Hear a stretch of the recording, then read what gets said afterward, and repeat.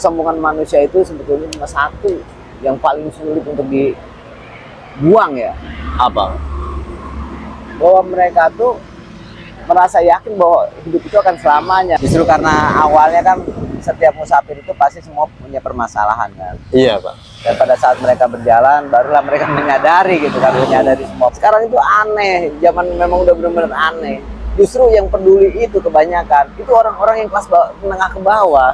Kita pengen kenyang, walaupun dikasih makan apapun, ya selama itu kenyang kan kebutuhan kita udah terjamin.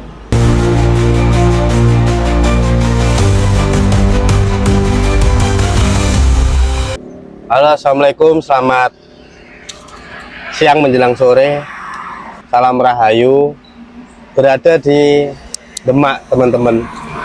Bertemu dengan Bapak musafir ini. Kita ngajak ngobrol kok mau, dan coba kita berkenalan dengan beliau. Assalamualaikum, Pak. Waalaikumsalam. Bapak ini Amit Pun Sewu.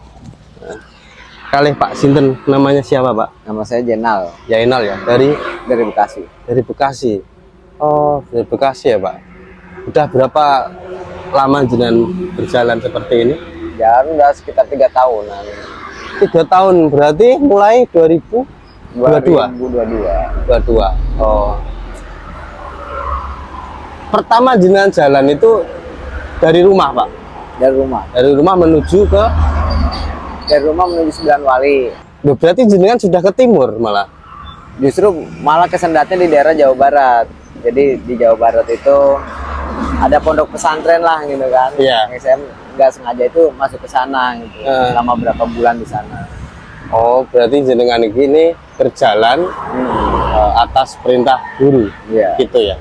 Oh. Tapi jenengan langsung menuju ke Banyuwangi ya? Banyuwangi. Kalau ke Banyuwangi itu siapa Pak? Ke Sunan Ampel ya. Sunan Ampel ya. Berarti jenengan dari barat ke timur. Ini berarti mengulang lagi jenengan? Iya, mengulang. Oh, gitu. Cuma yang sekarang itu apa ya, areanya lebih luas lah. Kalau kemarin itu kan seputaran Jawa Barat ya. Kalau sekarang itu udah mulai masuk ke Jawa Tengah, Jawa Timur, harus ke ini semua gitu. Nah ini tadi dari mana? Mau kemana? Tadi dari Kadilangu. Sunan Kalijaga. Mau ke Kudus dulu. Sunan Kudus. Tapi sudah pernah ke Sunan Kudus jenengan? Dulu pernah. Pernah. Yang jalan pertama itu ya. Tapi jenengan nggak ada temen nih. Biasanya kan beriringan sih Pak. Oh enggak, beda. Beda ya. Beda. Kalau musafir itu rata-rata sendiri. Kebanyakan mereka itu yang berdua itu ya memang karena ketemu di jalan. Atau memang kan ada banyak ya yang perjalanan itu kan. Ada yang mereka memang sendiri-sendiri, ada juga yang rombongan. Kalau rombongan itu namanya jamaah tabligh. Atau biasa disebut hurus.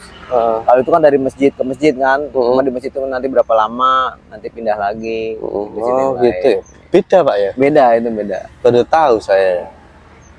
Jadi kan kadang ada musafir bertempat di musola, kadang di desa-desa juga ada. Ada. Perpindahan itu berarti ya. Kalau jenengan enggak? Enggak. Tergantung ininya sih, tergantung dari gurunya ya, perintahnya. Ada juga memang yang mereka apa ya, harus mengalami seperti orang gila gitu kan. Atau memang yang harus tidurnya di makam-makam. Kalau saya sih alhamdulillah memang paling di masjid. Masjid gitu. Kalau yang tadi apa? Disuruh urus. Enggak yang disuruh menggila. Ya ada. Jadi maksudnya mereka tuh apa ya? Jadi ngetes mental lah.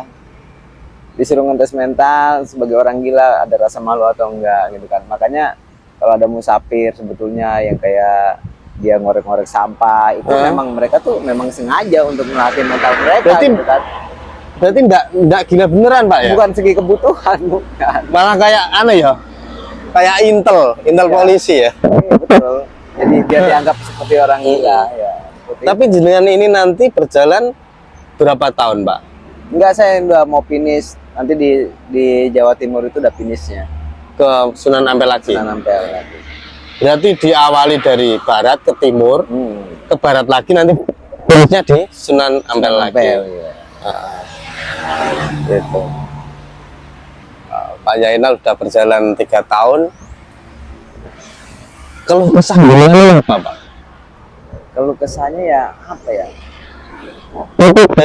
Dari wajah jenengan kok seneng-seneng aja ya Pak?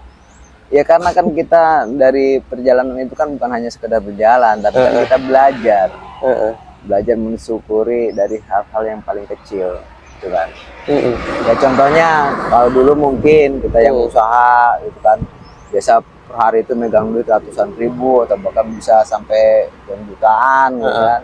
Nah ini kadang-kadang untuk nyari uang 5.000 aja susah gitu kan. Tapi ya disitulah kekuasaan Gusti Allah gitu kan. Iya. Yang jadi permasalahan itu kan bukan masalah besarnya, tapi rasa nikmatnya dari diri kita. Betul. Iya Pak. Kalau kita udah ngerasa dengan bersyukur, apapun nikmat gitu kan. Kayak kita pengen kenyang, walaupun dikasih makan apapun, ya selama itu kenyang kan kebutuhan kita udah terjamin. Iya, betul Pak ya. Bukan harus dengan makanan yang mewah segala macam. Itu kan lupa dengan hal-hal yang kecil gitu kan. Jadi ya itulah banyak pembelajaran dari jalan itu. Iya. Kadang saya sendiri yang buat contoh saya sendiri. Pernah juga punya uang banyak, kok malah susah ya, bingung gitu loh. Tapi kalau uang sudah menipis, makan apa adanya, ngerokok apa adanya, Senang aja. sudah bahagia. Itulah yang dinamakan orang-orang musafir itu, yang diutamakan itu sebetulnya ngaji rasa. Iya. Yang penting mereka tuh dapat rasanya. Mau punya duit, mau nggak punya duit, mau makan nggak makan, selama mereka punya rasa senang itu ya senang aja gitu kan. Tapi pernah enggak sampean merasa kelaparan di jalan? Ya pernah sih, yang namanya kelaparan sih ada aja. Tapi kan ya itulah gimana kita belajar rasa lapar itu kan sebetulnya ilmu juga gitu kan. Dengan kita menahan rasa lapar itu, bahwa banyak orang-orang yang apa ya, yang di bawah kita, yang dulu pernah merasakan kelaparan gitu kan. Nah itu bangkit nggak rasa kepedulian di dalam diri kitanya gitu kan. Nah pada saat kita mengalami itu, barulah kita bisa merasa ternyata seperti ini orang-orang yang di bawah kita itu. Betul Pak ya. Yang terkadang orang nggak pada peduli, justru malah banyak hal yang apa ya, banyak pembelajaran yang saya dapat itu justru dari perjalanan itu. Ya pada saat kita mampir ke masjid-masjid gitu kan, itu juga apa ya, banyak hal yang disayangkan sih, tapi yang nggak menyalahkan gitu ya, banyak disayangkan. Pernah saya ketemu seorang yang memang lagi kena musibah gitu kan di masjid, sama-sama musafir.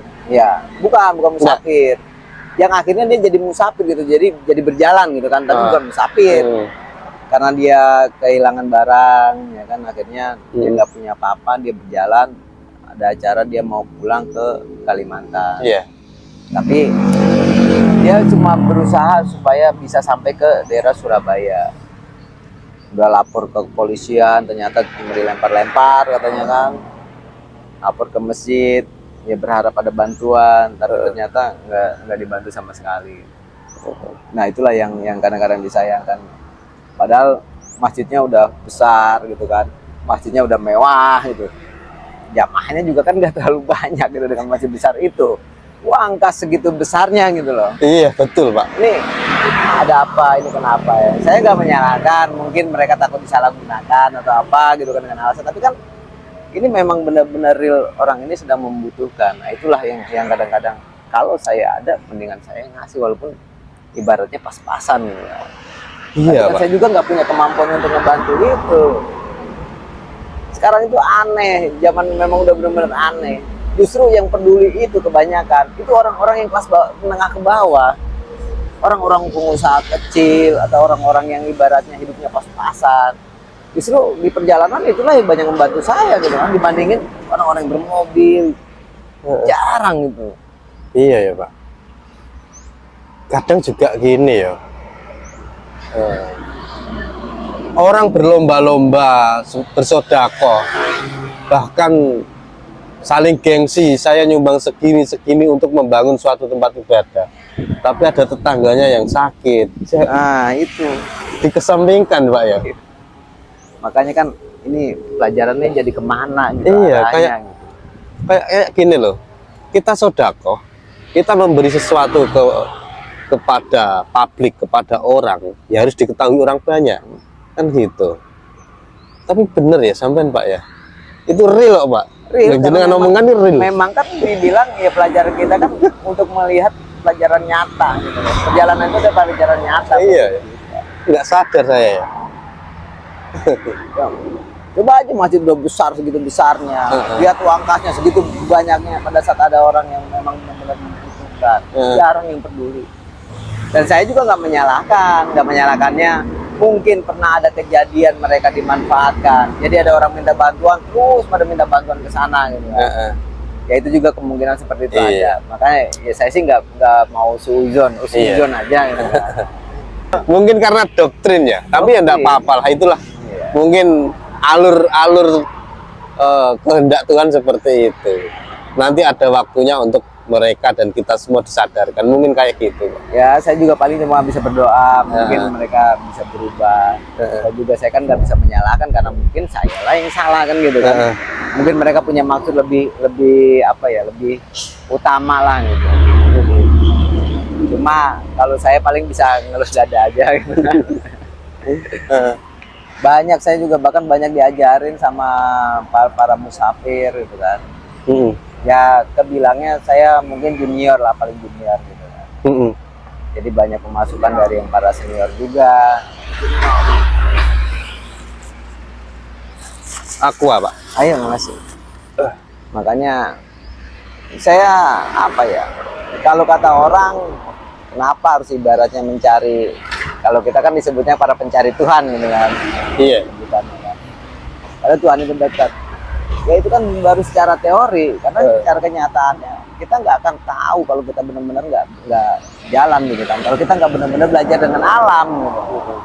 Alam itu artinya kehidupan yang nyata lah, yang nyata yang kita alami. Dengan kita banyak ke beberapa tempat, kan akhirnya kita tahu dengan adat istiadat kayak di daerah Jawa seperti apa, di Jawa Barat seperti apa, di Jawa Tengah seperti apa, itu kan pasti berbeda gitu kan. Iya.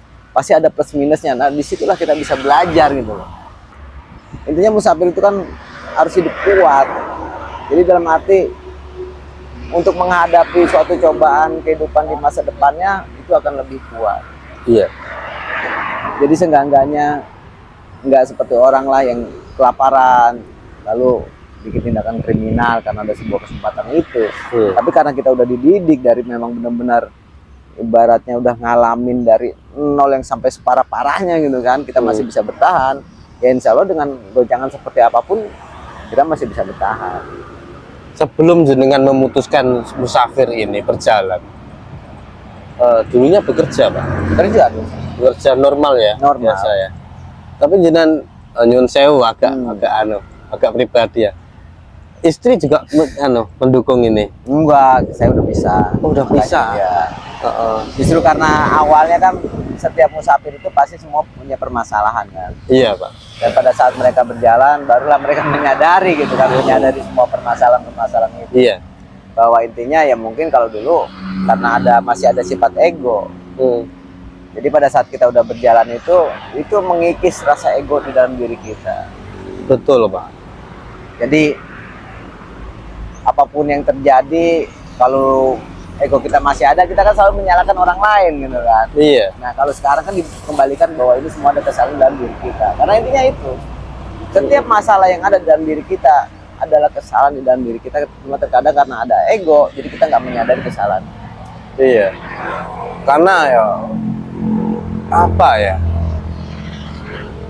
Orang akan disadarkan ketika orang itu dihancurkan, dikasih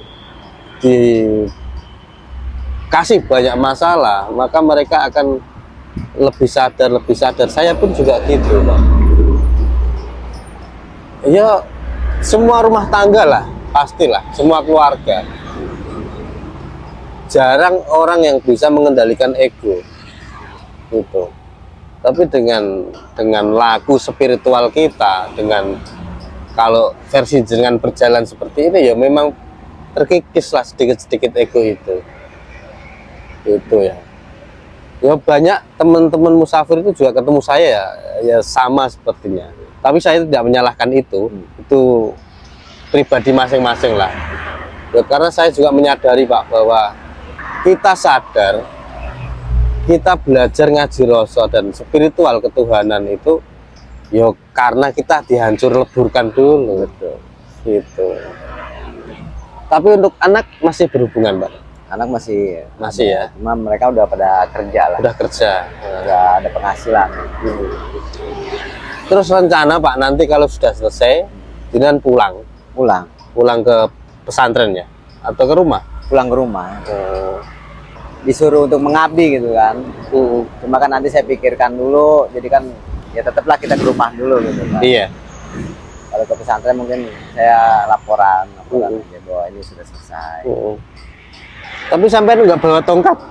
Enggak, saya malah yang ada ini kan ada baju hasil dikasih sama orang, jubah. Jadi kalau bisa itu lepas semua. Jadi kalau bisa tuh jangan sampai ketahuan bahwa diri kita itu musafir.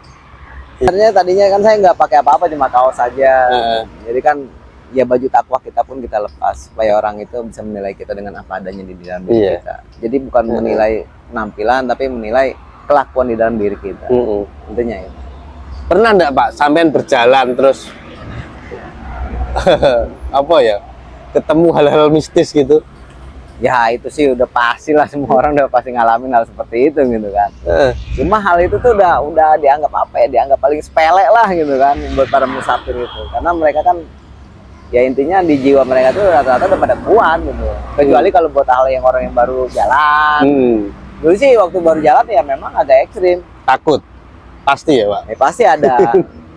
Kan intinya kalau kita ada dari suatu pondok saya dapat, jadi kalau keimanan kita udah mulai agak kuat gitu kan, ya insya Allah kita akan dibuang yang namanya rasa TBG. TBG itu takut, bingung, dan gelisah. TBG takut, bingung, dan gelisah. Itu ada di suatu pondok itunya gitu kan, simbol ininya. Selama kita masih ada rasa takut, masih ada rasa bingung, masih ada rasa gelisah, maka itu harus dipertanyakan keimanan di dalam diri kita hanya. Gitu ya. Terus cara untuk menghilangkan TBG ini? Ya kan dengan berjalan bisa. Dengan berjalan, dengan ini ya, mendekatkan diri kita kepada Tuhan. Contohnya gini, kita semua musafir, pasti dari rumah itu nggak pernah bawa apa-apa. Maksudnya saku? Uang saku nggak ada. Jadi cuma hanya sebatas baju aja gitu kan. Baju, mereka berangkat, makannya di mana? Makannya bagaimana? Terus awal-awal dengan berjalan itu kan pasti Pak, pasti masih membawa nafsu duniawi. Maksudnya gini, lapar, dengan minta nggak ke? Enggak. Awal-awal Enggak. Pasrah saja. Iya, karena memang saya udah ditekanin kan dengan sebuah keyakinan bahwa rezeki itu udah diatur. Mau dimanapun, rezeki itu udah diatur. Kalau orang-orang berjalan sebagai musafir itu rasa lapar, itu justru ada bahasanya itu buat ngurangin nafsu di dalam diri kita. Betul ya. Makanya puasa itu kan untuk membersihkan diri gitu kan. Makanya kebanyakan ya pada saat kita lapar itu ya udah jalan aja, karena itu sedikit demi sedikit itu menahan nafsu yang ada dalam diri kita. Tapi pasti ya Pak, pasti tiap hari ada orang yang ngasih. Ada aja ya. Jadi pada saat memang kita benar-benar membutuhkan, walaupun ya kadang-kadang di tempat hal yang kita nggak duga, entah itu di dalam hutan gitu kan, adalah ya kan kita nggak pernah tahu. Allah itu hanya menjanjikan bahwa setiap kebutuhan manusia itu ibaratnya udah dijamin gitu kan. Yang penting selama dia percaya dan yakin. Intinya di situ.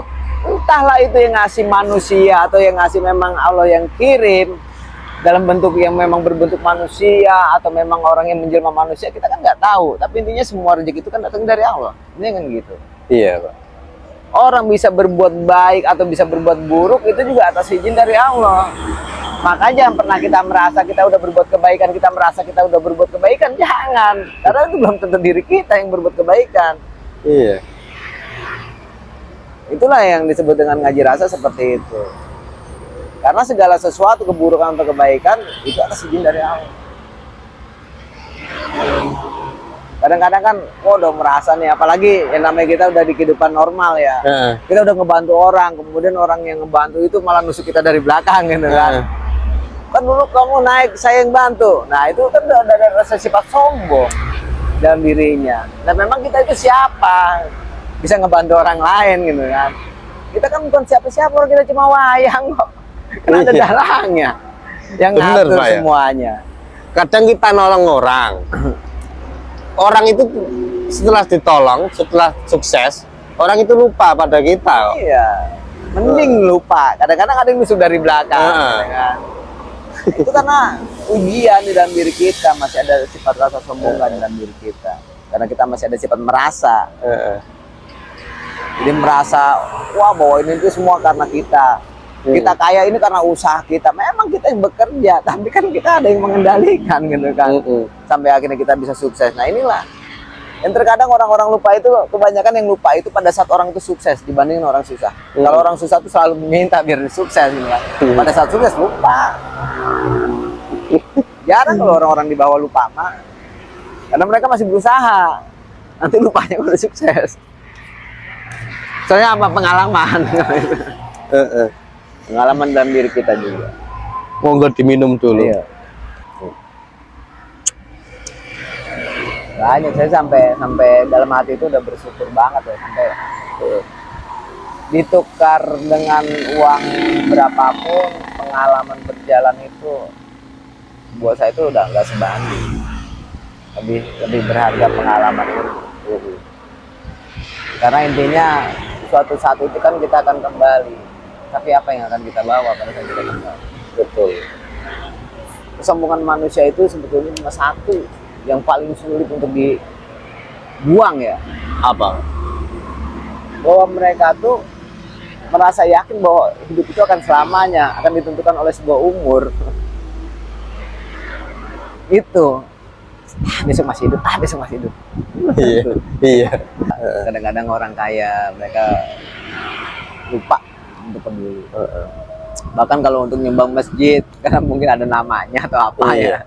Iya Pak. Iya. Bukan cepat, tapi padahal di samping kanan kiri mereka lagi pada kelaparan, lagi pada kesusahan. Kadang-kadang udah sujud duluan. Dia mantap juga, bakalan susah lagi, minta lagi. Takutan dirongrong atau apa. Kadang-kadang ada orang yang jalan minta amal gitu kan. Itu mah buat diri sendiri. Jadi amal aja udah sujud duluan. Iya. Saya juga pernah di Jakarta dulu. Dan saya bandingkan dengan di desa. Kalau di Jakarta itu kan banyak sih Pak bangunan-bangunan masjid yang diminta sumbangan pakai itu loh, pinggir jalan itu. Iya. Itu juga jarang orang ngasih. Tapi kalau di desa di papan nama ada tulisannya si A nyumbang segini, banyak-banyakan. Kunci ketenangan hidup adalah bersyukur dan kendalikan 3 T apa Pak? TBG. TBG. Takut, bingung, gelisah, kendali.